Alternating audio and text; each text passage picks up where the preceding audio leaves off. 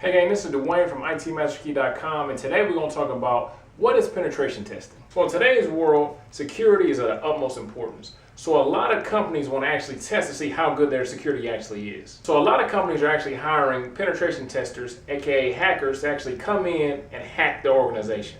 So there's three types of penetration testing. You can have black box, and that means that the penetration tester doesn't know anything about your organization.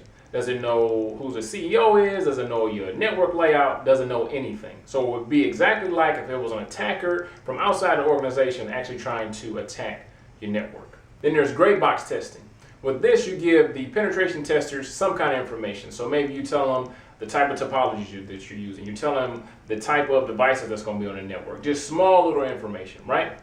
Then you got white box testing, where you tell them everything. You give them the network layout, you give them all the codes, everything. You give them everything possible that you can give them about the network or about the organization. So whether you do black box, gray box, or white box, what the penetration tester actually does is show you the holes in your security. So maybe your physical security is off.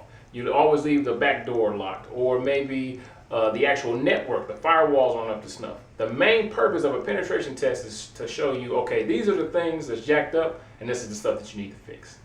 Alright gang, this is Dwayne from ITmasterkey.com. That was a quick class about what penetration testing is, and other than that, I'll see you in class.